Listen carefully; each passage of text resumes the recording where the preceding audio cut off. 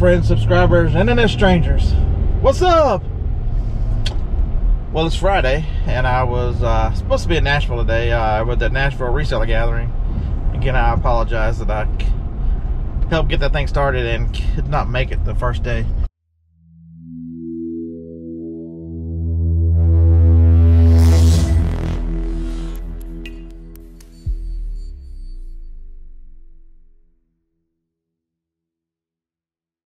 But never fear, when y'all are getting drunk and hanging out tomorrow night in downtown Nashville, I'll be there.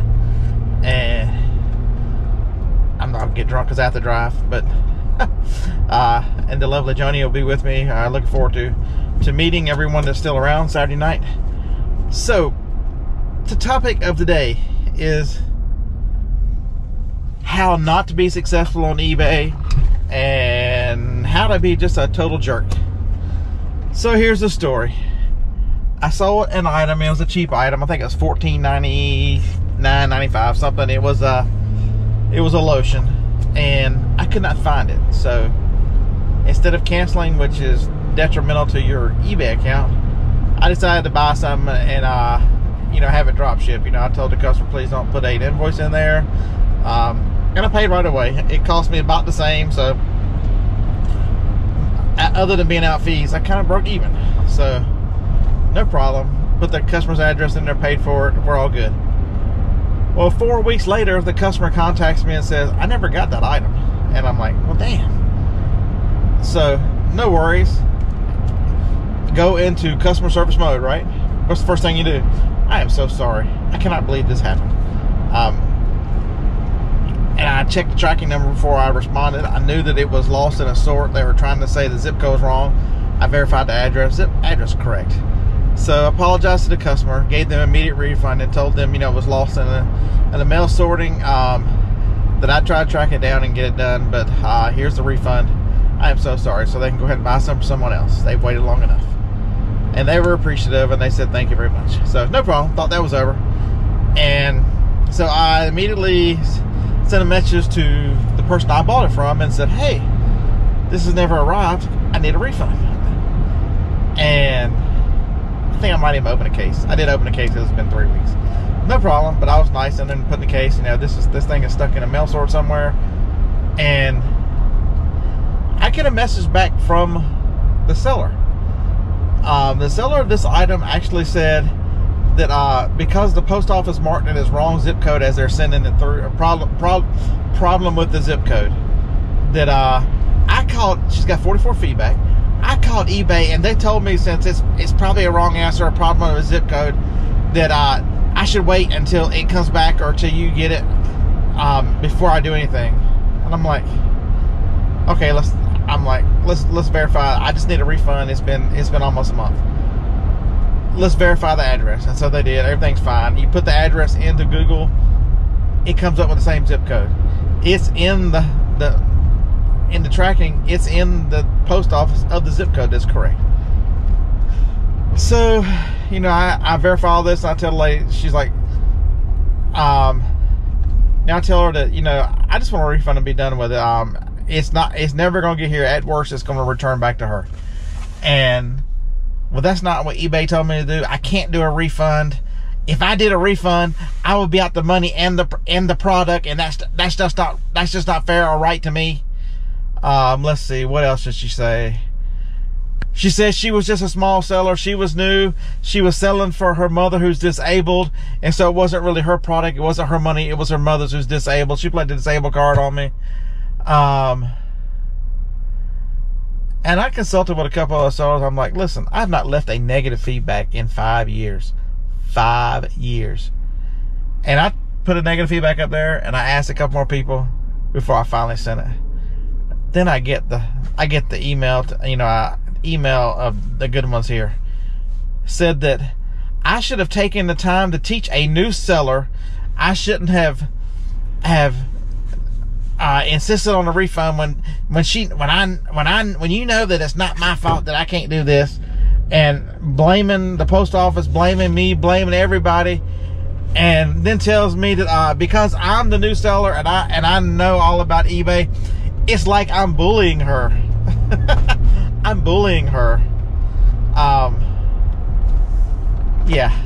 So my last email to this lady, who you could tell sometimes it's a generalization. I don't like to make a lot of generalizations, but I'm not even gonna say that one. I'm not even gonna make a generalization. Okay, so I'm better not saying that one. So anyway, you know, I'm like, man, two can play this game. You know, all I want is my refund. I don't have time to teach you how to do customer service on eBay. My wife was just diagnosed with breast cancer. I have more important things, and she is the top priority of my life. The end. I haven't heard from her again. And I do have a PayPal case open against this lady. This was over $10.95. We're not talking a fortune. We're not talking any kind of money that would break somebody. You know, now I checked the tracking this morning. It's been forwarded out of that zip code, which means if it's forwarded out of the zip code it's going to be delivered to, that means it's being forwarded back to her. So on top of all this stuff, you know, she's taking a negative feedback. She's ranting and raving. Trying to decide whether to even send this message to eBay, because you cannot treat a customer this way. You want to, and my whole concern in this matter is not really her. I don't care how. If I'm treated bad, I'm treated bad. I mean, I'm tough. I'm a big guy. I can get over it. But the thing that bothers me is this stuff happens all the time on eBay. If she'll do this to someone, to me, she'll do this to anyone. And bad sellers are bad sellers. You have to take the personal out of it. It's nothing personal. It's business. I tried to explain that to her in a couple of the emails, that you're looking at this with too much emotion. There's nothing personal. You just need to separate yourself and do what's right by your customer. I'm a bully. I'm a bully. So yeah, that's been my morning this morning, dealing with this crazy woman. But my whole issue is, you know, people have choices. You know, there's plenty of choices you can go to. I mean, you know, we as resellers think eBay and Amazon, you know, those are your choices. But a lot of the products we sell can be bought straight from Walmart, straight from drugstores, Walgreens, Rite Aid, CVS. All these drugstores have online components. You can buy a lot of stuff at grocery stores. A lot of stuff you can put in your shopping cart at Walmart and tell them when you pull up, they'll bring it out and put it in your trunk. You don't even have to go into Walmart. I mean, it's that easy to buy a lot of stuff that we sell. And so for every bad seller that pushes someone away to eBay, they're not pushing me away from eBay. I buy from eBay. I bought more stuff this morning. But the point is, bad sellers hurt us all. And it's not that even if you're not never been a business owner, you know better than to treat somebody that way when they've done nothing. You know, so her idea was that, you know, I didn't get the product, but there was no way that she was going to give me a refund because she didn't have the product either. You know, I'd much rather them be out to me. That's not the way selling. That's not the way the selling game works. That's not the way business works. So I appreciate you guys letting me rant and rave. I am at my post office. Let's see if I can get you off the thing here. There's a little bitty post office. There's the packages.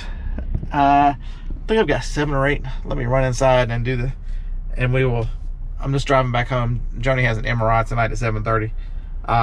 So we'll get started with this beating cancer. So let me run in there and give this stuff to him, and I'll talk to you on the way home.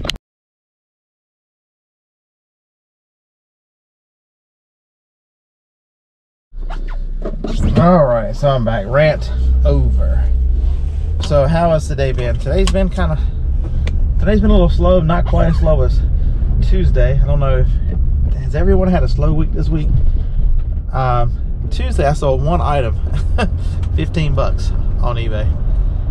Thank goodness I had sent quite a few things into Amazon, so Amazon sales have been rather brisk this week.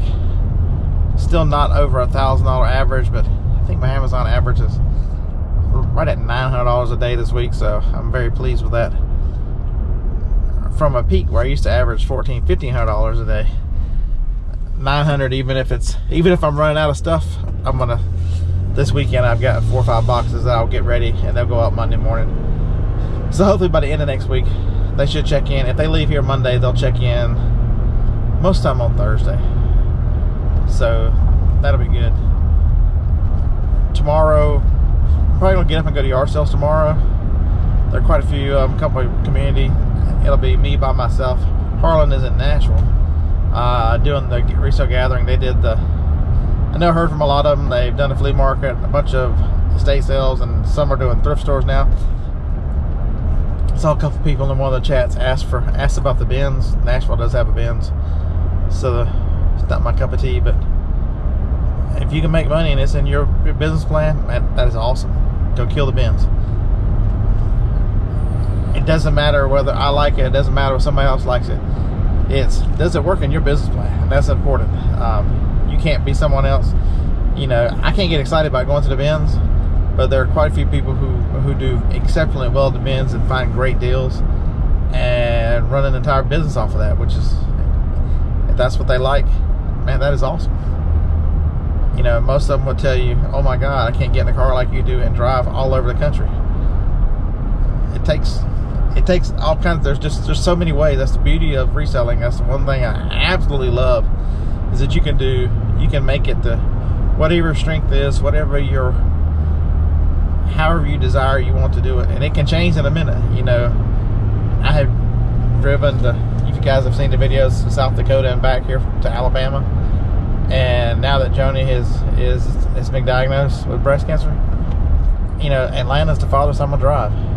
Nashville, Atlanta, and Birmingham are the farthest places you'll see me go, and you know, I might spend one night, but that'll only be Atlanta. I won't spend a night going to Birmingham. I can be to Birmingham in like an hour and 20 minutes. I can be in Nashville an hour and 20 minutes. So those two, there's no need to spend the night. I can, even if I don't finish till 10 o'clock, you know, 11:30, 12 o'clock would be the latest I can be home. So, and they're not quite as big as Atlanta's. Oops, let's turn to a neighborhood without. Y'all hear those boxes back there? I put, what, 4 boxes back there. Had an item that I thought I should have actually gone look for it. Maybe Johnny doesn't know it, but we're gonna stop by a Walmart on the way back from the MRI and see if I can find I was looking for an item that supposedly they had 75 of in one of the stores, and when I got there, I looked all around, and you found as many as I did. That's how many I found. So yeah, that sucked. But there were 4 or 5 stores that had some in them, and I actually do not know where the MRI place is, but there's Walmarts everywhere around this joint. So I will find this one. We'll go to one. Well, I'll go to one. I probably won't show the camera. It's hard. You guys have a lot of the same tools I do to hunt down stuff in a Walmart. You know, use Brickseek, study Brickseek, find Brickseek, those kind of things. So I can lead you to water. I can't make you drink. Do some research. It's not difficult. So, and the more money you spend on Brickseek, the better, the more information you get. I actually use the $30 plan. There's a free one that gives you a little bit. There's a $10 one that gives you a little bit more. Then there's a $30 one which gives you all their information. I do the 30. Just a personal preference. I have the 30 adds a shopping list. I really like the shopping list because I hate writing stuff down. Let's see, any mail? That'd be a negative. Hate writing stuff down because I'll lose it. I'll put it somewhere. I'll tell myself I'm just gonna type it on my phone, but it gives you a shopping list so you can store up to, it's either 100 or 200 items on the shopping list. Don't know which. If I knew which, if I told you one, it'd be the other one, and vice versa. So I don't want to lie to you. So it's 1 or 200. I'm leaning towards 200, but not quite sure. But so basically, I have. You can do it with either phone, but I like the Android phone better. You can see I made it. I don't know if you can see it or not, but I've made a shortcut here for Brickseek. And let's bring Brickseek up real quick. It comes to the login page, which is fine, and then I'll hit members area, shopping list. I'll show you what it looks like. Hopefully you'll be able to see it. This camera's, I dialed it back down to 2.7K instead of 4K. The 4K does not have the hyper smooth, so I noticed it bounced a little bit more than it has been. It just has regular So here you go. This shows you the Winchester Walmart, and it shows you the Walmart. You can sort them by closest to you. It's a Rhino, and it's they have 3 of them. They're $1 each. They sell for $9.99. This calculator was one I was looking for earlier. The pink one, most people know about it. They were $45 at the store. They currently have none. I need to delete that off. And then here is one of the items. I'll show you one of the items I am looking for. The clear blue ovulation. This store, it says they have 2. I bought one of them yesterday, so I know they don't have 2. So let's there's a spot there that you can refresh it, or you can sort by the closest store. So that's generally what I do. When I get somewhere, I'll hit the sort by near, and that'll put me in generally the store I'm in. I just didn't refresh that. Still says they've got 2. I bought one of them yesterday when they said they had 2. But you can put anything you want to on here. On the search, there'll be a little plus bar.